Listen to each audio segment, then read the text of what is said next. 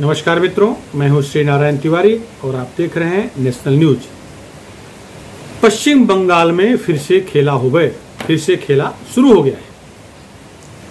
अब खेला इस तरह से हो रहा है कि चुनाव से पहले, विधानसभा चुनाव से पहले जो लोग तृणमूल कांग्रेस अर्थात ममता बनर्जी का साथ छोड़कर भाजपा में गए थे, अब वो धीरे धीरे फिर से तृणमूल में वापस आ रहे हैं। क्या वो खुश होकर आ रहे हैं या इतने प्रताड़ित हैं उस राज्य में कि उन्हें जिंदा रहने के लिए, उन्हें अपने परिवार को जिंदा रखने के लिए उन्हें तृणमूल की शरण में जाना पड़ रहा है।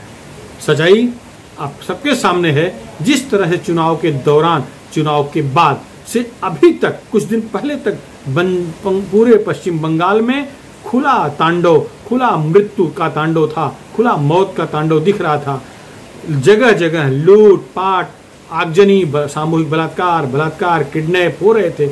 इससे जो वहाँ के नागरिक, जो गैर तृणमूल वाले हैं, वो सबके सब दुखी, प्रताड़ित, एकदम से ठगे हुए महसूस कर रहे थे। सबसे अधिक ठगे हुए तो वो महसूस कर रहे थे जो तृणमूल को छोड़ करके सीधे बीजेपी ज्वाइन किए थे और चुनाव प्रचार में शामिल थे, तृणमूल के खिलाफ चुनाव प्रचार किए थे, जिनका वीडियो अवेलेबल था। सबसे अधिक टारगेट वही थे। उनको मारा गया, उनकी औरतों को घर से निकाल के सामूहिक बलात्कार किया गया, उन्हें भाग करके, जान बचा करके पश्चिम बंगाल छोड़ करके असम, बिहार, उत्तर प्रदेश, झारखंड, मणिपुर आदि जगहों पर शरण लेनी पड़ी।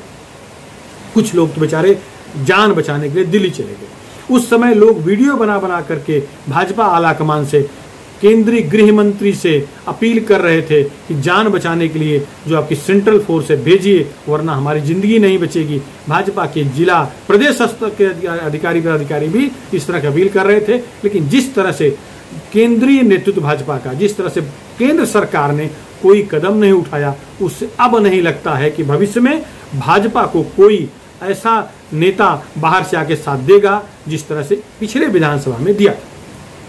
आज जो चर्चा है वो ये है कि भाजपा के विधायक, भाजपा के वरिष्ठ नेता मुकुल राय अपने बेटे के साथ भाजपा छोड़ करके तृणमूल में ज्वाइन हो गए। मुकुल राय ऐसे नेता हैं जिनको ममता बनर्जी जी के बराबर का नेता तृणमूल माना जाता था।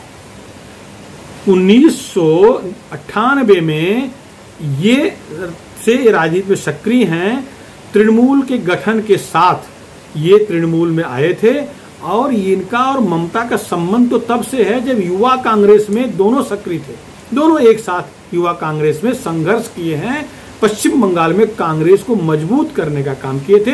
तब से दोनों में बहुत अच्छे संबंध थे और वो पिछले 4 साल तक वो संबंध बरकरार थे।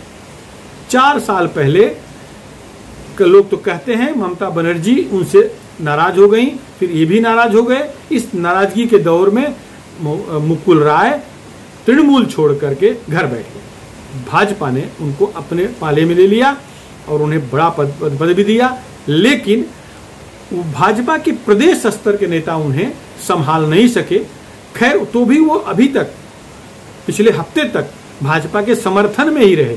लेकिन जिस तरह से बंगाल में कत्लेआम मचा था, संहार हो रहा था, लाठियां, डंडे, बम फट रहे थे, जिस तरह से मारपीट हो रही थी, उस सब से प्रताड़ित होकर के बहुत सारे लोग वापस तृणमूल में चले गए।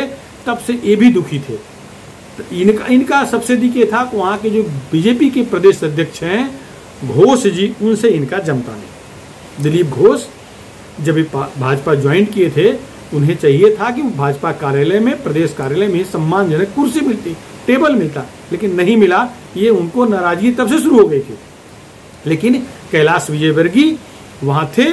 कैलाश विजयवर्गीय को ये अपना गुरु मानते थे। जब तक कैलाश विजयवर्गीय वहां सक्रिय रहे, इनको सम्मान मिलता रहा, टिकट मिला, चुन के आए, विधायक बने भाजपा के। लेकिन कैलाश विजयवर्गीय को बंगाल की राजनीति से दूर कर दिया गया। तब से ये खिन्न थे। और एक वारदात और हुई कि इनकी धर्मपत्नी कोरोना से बीमार थी। उस दौरान तृणमूल के ममता बनर्जी के भतीजे अभिषेक बनर्जी उनको देखने चले गए अस्पताल। और फल फ्रूट दवाई आज जो भी उस एक सामान्य सी प्रक्रिया होती है, पुष्पगुच्छ आदि लेके गए। एक वारदात हुई। इसके बाद भाजपा की वहां बैठक थी प्रदेश की, उस बैठक में ये गायब थे। इन दोनों घटनाओं को लेकर तभी से कयास लगाया जा रहा था कि मुकुल राय कभी भी भाजपा को राम राम कह सकते हैं। वो दिन शुक्रवार का हो गया। शुक्रवार को उन्होंने राम राम कर लिया और प्रेस कॉन्फ्रेंस में ममता बनर्जी, अभिषेक बनर्जी उनका भतीजा, सांसद भतीजा दोनों थे, उसमें मुकुल राय भी थे, उनका बेटा भी था। ये सब ने कहा कि भाजपा में अब कोई रहना नहीं चाह रहा है। बंगाल भाजपा में, बंगाल में जिस तरह का माहौल है, भाजपा में कोई रहना नहीं चाह रहा है, सब डरे हुए हैं। इसका दो अर्थ लग सकता है। एक तो तृणमूल के गुंडे ऐसा माहौल बनाए हैं कि अगर जिंदा रहना है तो तृणमूल के साथ आ जाओ, वरना मृत्यु सामने खड़ी है, वरना लूटपाट से तुम्हारी सारी संपत्तियां जला दी जाएंगी, छीन ली जाएंगी। तो ये भी उसका अर्थ है। और इसमें भाजपा की पूरी विफलता है, केंद्रीय नेतृत्व की विफलता है। केंद्रीय गृह मंत्री अमित शाह का वो कहाँ गया जोश, जब वो कार्यकर्ताओं में जो हुंकार भरते थे, कार्यकर्ता जोश जय श्री राम का नारा लगाते थे। इस समय कार्यकर्ता वहां पीड़ित थे, मारे जा रहे थे। कहाँ गए सेंट्रल फोर्स, सीआरपीएफ कहाँ गए? क्यों नहीं उनकी रक्षा के लिए गए? ये जिस तरह क्षरण शुरू है, ये क्षरण ऐसा ही जारी रहा तो एक दिन ऐसा होगा कि सचमुच भाजपा का वहां नाम लेवा, कम से कम पार्टी कैडर को छोड़ के बाहर से आए लोग वो नाम लेवा नहीं बचेंगे, या तो लौट जाएंगे या राजनीति छोड़ देंगे। देखिए, दो चीज, जिस जोश में चुनाव से पहले, जिस जोश में प्रधानमंत्री, केंद्रीय गृह मंत्री बंगाल में जा रहे थे, वो जोश चुनाव हारने के बाद, जबकि चुनाव नहीं हारे हैं, 3 से 77 सीट पहुंचना बहुत बड़ी बात है, लेकिन चुनाव परिणाम आने के बाद वो जोश कहां चला गया? कहीं नहीं दिख रहा है। कार्यकर्ताओं के लिए जान देने की बात करने वाले केंद्रीय नेता गायब। जेपी नड्डा जी जाते हैं तो कहीं मिल के चले आते हैं, कुछ नेताओं घर जाते हैं जिसके लोग घर के लोग शहीद हो गए हैं। इसे मैं शहीद कह रहा हूं क्योंकि पार्टी के लिए मारे गए हैं, भाजपा वाले शहीद शब्द यूज करते हैं। लेकिन क्या हुआ? जो गया, जो मारा गया वो लौट आएगा? अरे वो मारा न जाए ऐसा प्रबंध करना चाहिए था, लेकिन नहीं कर सके। ये सीधे सीधे ये केंद्रीय गृह मंत्री पर लोग अंगुली उठा रहे हैं कि क्यों नहीं वो अपने कार्यकर्ताओं को संभाल संभाल पा रहे हैं। देखिए, अभी पिछले दिनों की बात है, एक एक गांव के 100-100, 150 लोगों को जो तृणमूल छोड़ के भाजपा में गए थे, प्रचार किए थे, उनको तृणमूल का झंडा पकड़ाकर पूरे गांव में घुमाया जा रहा था। इसका वीडियो भी चर्चा में था, वायरल हुआ। वो कह रहे थे बहुत बड़ी गलती हुई, हम भाजपा में चले गए, हम तृणमूल में रहना चाहिए था हमें, हम फिर आ रहे हैं। इस तरह से घुमा घुमा के उन्हें बदनामी करा के, बेइज्जती करा करके वापस तृणमूल में लिया गया, तृणमूल का पट्टा पहना दिया गया। तो ये भाजपा के लिए घातक है। अगर एकदम से हवा हवाई में रहोगे तो एक दिन ऐसा होगा कि बंगाल और कहीं भले आपकी हवा हवाई चल जाए, बंगाल में आपका नुकसान, भयानक नुकसान हो जाएगा।